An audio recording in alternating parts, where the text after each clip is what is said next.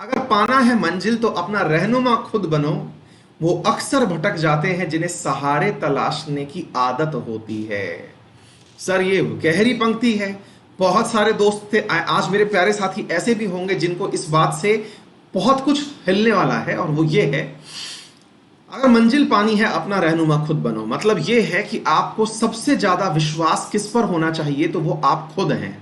आप खुद पर अगर विश्वास रखते हैं तो आपको अपने आप मंजिल तक जाने के रास्ते भी दिखाई देने लग जाएंगे।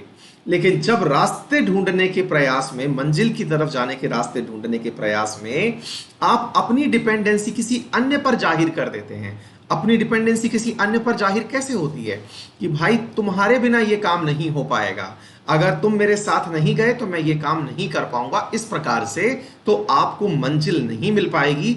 आपको सहारे की आदत अगर है तो आपको मंजिल भटक जाएगी, आप मंजिल तक नहीं पहुंच पाएंगे। कहां होता है ऐसा? ऐसा बहुत बार होता है जब हम आपके जीवन में, जब अभी विद्यार्थी जीवन में आप हैं, आप में से कुछ मेरे प्यारे साथी ऐसे हैं जिन्होंने पढ़ने के लिए किसी का सहारा लिया हुआ है। अब मैं आपको बताता हूं, और ये मतलब एक इसमें आपकी गलती भी नहीं है। एक्चुअली क्या है कि कुछ टॉपर्स ने इस तरह का माहौल बनाया कि ग्रुप स्टडी नामक एक चीज होती है, और वो ग्रुप स्टडी नामक चीज को वो बता के निकल लिए, लेकिन वो ये नहीं बताए कि ग्रुप स्टडी किन्हें करनी होती है और कब करनी होती है। वो आपको ये समझा दिए कि हम ग्रुप स्टडी से सेलेक्ट हुए थे, और हमारे दिमाग में एकदम सटीक बैठ गया कि ग्रुप स्टडी ही है जिससे सिलेक्शन मिलता है। और हम लोग आपस में 8-10 लोगों का ग्रुप बना लिए और प्रॉपर तरीके से एक दूसरे के साथ में सवाल जवाब का खेल खेलने लगे। लेकिन शुरुआत में तो मोटिवेशन बहुत अच्छा था। शुरुआत में तो हम लोगों ने जो भी एक दूसरे के साथ में क्वेश्चन आंसर पूछे, ये सब कुछ बड़ा अच्छा था। लेकिन वो पूरा की पूरा ग्रुप कुछ समय पश्चात गपशप केंद्र बन गया, और वो जो गपशप केंद्र बना उससे पढ़ाई तो कम और बातें ज्यादा होने लगी। यानी कि ओवरऑल आपकी जो उपलब्धि है वो घटने लगी। ये कैसे संभव है कि जो सब्जेक्ट आपको नहीं आता वो 10 की 10 लोगों को नहीं आएगा, या फिर उनको नहीं आता वो आपको भी नहीं आएगा। यानी आपको जिस चीज को पढ़ने की आवश्यकता है, ये कैसे संभव है कि आपको जो 5 साथी और या 10 साथी जिनका आप इंतजार कर रहे हैं उन्हें भी वही पढ़ना है। हो सकता है उनको पढ़ने का कुछ और मन हो। ऐसी स्थिति में आप अपने सब्जेक्ट में तो कमजोर रहे सो रहे, उनके सब्जेक्ट में वो लोग भी कमजोर हो गए। तो यानी कि हम तो डूबेंगे सनम, तुम्हें भी ले डूबेंगे। ओवरऑल पूरा गेम खत्म।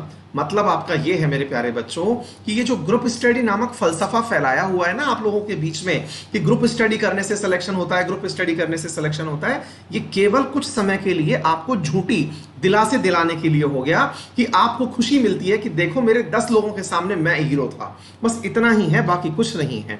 आपको सेल्फ स्टडी करनी चाहिए, और सेल्फ स्टडी में भी जब आप खुद से पढ़ें तो इन ग्रुपिंग से बिल्कुल दूर रहिए। कोई भी आप लोगों को पढ़ा नहीं सकता है। आपकी जरूरत आपको पता है, आपकी कमजोरी आपको पता है, आपकी ताकत आपको पता है। कोई आपको आपके डेस्टिनेशन तक नहीं लेकर जाएगा। ये दिमाग में अच्छे से बिठा लीजिएगा, है ना। और इस बात को ध्यान में रख करके पढ़ाई करिए। जो ग्रुप स्टडी की बात करते हैं ना जनाब, वो ग्रुप स्टडी अभी की आवश्यकता नहीं है।